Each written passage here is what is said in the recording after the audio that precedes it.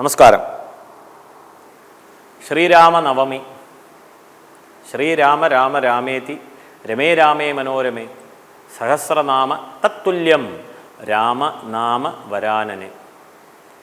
ഇത് ഈശ്വര ഉവാച എന്ന് പറഞ്ഞിട്ട് വിഷ്ണു സഹസ്രനാമം ജപിക്കുന്ന ഏവർക്കും അറിയാം.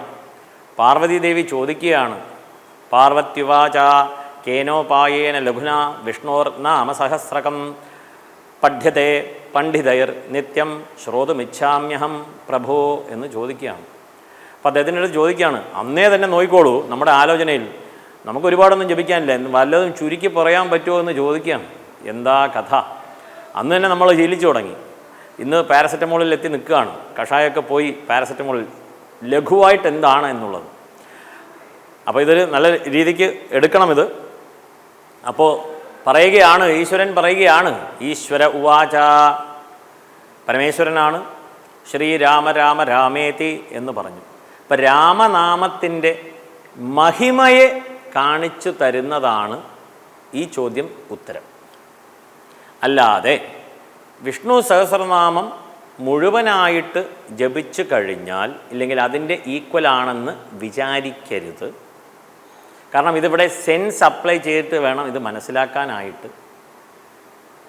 അപ്പോൾ ഇവിടെ രാമനാമത്തിൻ്റെ മഹിമ അത്രത്തോളം ഉണ്ട് എന്ന് പരമേശ്വരൻ പറയുകയാണ്. അങ്ങനെ ശ്രീരാമനവമി ദിവസം വീടുകളിൽ നമ്മൾ ചെറിയ രീതിയിലെങ്കിലും ഒരു ചെറിയ പൂജ നടത്തുക. അവരവർ സ്വയം വീട്ടിലുള്ള ഗൃഹനാഥൻ, ഗൃഹനാഥ, കുട്ടികൾ ഇവരെല്ലാവരും ഒരുമിച്ച് ചേർന്ന് ശ്രീരാമനവമി ദിവസം രാമൻ്റെ മന്ത്രങ്ങളെല്ലാം ജപിച്ച് ഒരു പൂജ കഴിക്കുക. അതിലേക്കായിട്ടുള്ള ചെറിയ കാര്യങ്ങൾ ലഘുവായിട്ട് നമുക്കെങ്ങനെ ആ പൂജ കഴിക്കാം എന്നുള്ളതാണ്. ഏവർക്കും അറിയാം, രാവിലെ എല്ലാവരും കുളിച്ച് വൃത്തിയായി പൂജയ്ക്ക് ആവശ്യമുള്ള പൂക്കൾ, നിവേദ്യം ആദ്യമേ തന്നെ തയ്യാറാക്കി വയ്ക്കുക. നിവേദ്യം പാൽപ്പായസമാകാം, അവിലാകാം, പാനകമാകാം, വെറ്റ, പാക്ക്, അടയ്ക്ക, വെറ്റില, അടയ്ക്ക, നാളികേരം, കദളിപ്പഴം എന്നിങ്ങനെ അവരവർക്ക് സാധിക്കുന്ന രീതിയിലാണ് പറഞ്ഞത്. കുറച്ച് അവലെങ്കിലും നേദിക്കുന്നത് ഉത്തമം. ചില സ്ഥലത്ത് പാനകം നേദിച്ചു വരുന്നു. എന്തായാലും ഉത്തമം തന്നെയാണ് ഒരു പഴമെങ്കിലും വാങ്ങിച്ച് നേദിക്കുക എന്നുള്ളതാണ്. നമുക്ക് ശീലം സർവത്ര വൈധനം. ഇതൊരു ശീലമായി തുടരണം.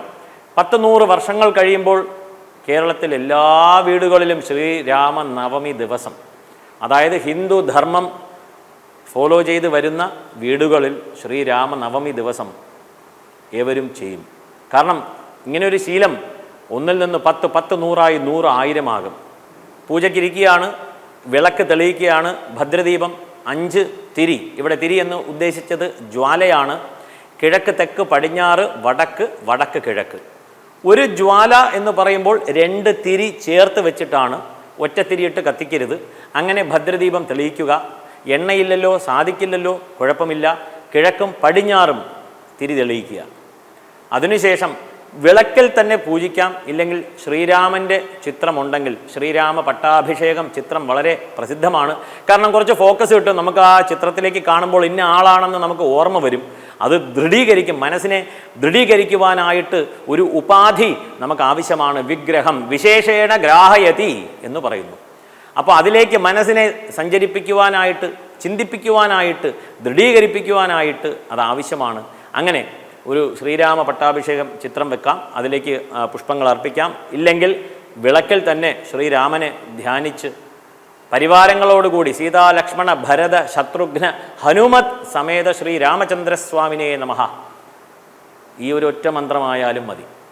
പൂക്കൾ അർപ്പിക്കുക എന്നുള്ളതാണ്. സാധിക്കുന്ന രീതിയിൽ ശ്രീരാമൻ്റെ അഷ്ടോത്തരം ലഭ്യമാണ്, ഗൂഗിളിൽ ലഭ്യമാണ്, മലയാളത്തിൽ ലഭ്യമാണ്.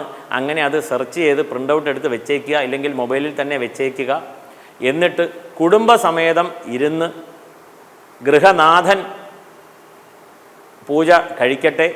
ഇല്ലെങ്കിൽ ഗൃഹനാഥ ആരായാലും ശരി, സ്ത്രീക്കും ചെയ്യാം. ഒരു ദോഷവും സംഭവിക്കുന്നതല്ല. ഈ ദോഷം എന്ന വാക്കിനെ കൊണ്ട് ദയവ് ചെയ്ത് വരരുത്. കേരളത്തിൽ പ്രചുര പ്രസിദ്ധമായ വാക്കെന്ത് എന്ന് ചോദിച്ചാൽ ദോഷം. നിന്നാൽ ദോഷം, ഇരുന്നാൽ ദോഷം, ജപിച്ചാൽ ദോഷം, കിടന്നാൽ ദോഷം, എല്ലാത്തിനും ദോഷം എന്നുള്ള വാക്കിനെ ചേർത്ത് വെച്ച് മുന്നോട്ട് കൊണ്ടുപോവുകയാണ്. അങ്ങനെ ശ്രീരാമനവമി ദിവസം കേരളത്തിലുടനീളം ഓരോ വീട്ടിലും ശ്രീരാമ പൂജ നടക്കട്ടെ. പുഷ്പാഞ്ജലി കഴിച്ച ശേഷം കൂട്ടത്തോടുകൂടെ നാമജപം അത്യധികം ഫലപ്രദമായ ഒരു കാര്യമാണ്. ഏവരും ചേർന്ന് ജപിക്കുന്ന നാമം ഹരേ രാമ രാമ രാമ ഹരേ ഹരേ, ഹരേ കൃഷ്ണ കൃഷ്ണ കൃഷ്ണ ഹരേ ഹരേ. ഇത് താരകമന്ത്രം എന്ന് പറയും. കലിസന്തരണോപനിഷത്തിൽ പ്രതിപാദിച്ചിട്ടുള്ള മന്ത്രമാണ്. ഈ മന്ത്രം കുറച്ച് പ്രാവശ്യം ജപിക്കുക, സാധിക്കുമെങ്കിൽ 108 പ്രാവശ്യം ജപിക്കുക. അതിനുശേഷം നിവേദ്യങ്ങൾ അർപ്പിക്കുന്നു. തനിക്കറിയാവുന്ന രീതിയിൽ നിവേദ്യം സമർപ്പിക്കുക. ആത്മനിവേദനവും ആകാം. നമ്മൾ സമർപ്പിക്കുകയാണല്ലോ, സമർപ്പണ ഭാവത്തോടു കൂടി ശ്രീരാമചന്ദ്രമൂർത്തിക്ക് ഇത് നിവേദിക്കുകയാണ്. നിവേദിച്ച ശേഷം ദീപാരാധന. ദീപാരാധന എന്ന് പറയുമ്പോൾ കർപ്പൂരം വാങ്ങിച്ച് വെക്കരുത്. കർപ്പൂരം ഇന്നില്ല, എല്ലാം കെമിക്കലാണ്. ആയതിനാൽ നെയ് ദീപം, പശുവിൻ നെയ്യിൽ ഈ തിരി മുക്കിയിട്ട് ആ തിരി തെളിയിക്കുക. ഇല്ലെങ്കിൽ ഏതെങ്കിലും ഒരു വിളക്കിൽ തന്നെ തിരി ഇടുന്നു, നെയ്യൊഴിക്കുന്നു. നെയ് ദീപം, അതാണ് ദീപം കൊണ്ട് ആരതി ചെയ്യുന്നതിനെ നമുക്കങ്ങനെ വിളിക്കാം ദീപാരാധന. മറ്റേതെല്ലാം തന്നെ പുകയാണ്, ശരീരത്തിന് ഹാനികരമാണ്. ഒരു തരത്തിലും അത് നാം പ്രൊമോട്ട് ചെയ്യരുത്. അങ്ങനെ ദീപാരാധന കഴിക്കുന്നു. അതിനുശേഷം പ്രാർത്ഥനാ നമസ്കാരങ്ങൾ ചെയ്യുന്നു. കുടുംബസമേതം ആ പ്രസാദം നമ്മൾ കഴിക്കുന്നു.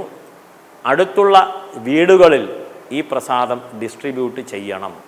സമൂഹത്തിൽ സ്നേഹം വളരും.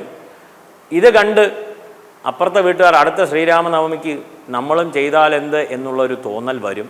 തീർച്ചയാണ്. അങ്ങനെ രാമനാമം മുഴങ്ങട്ടെ.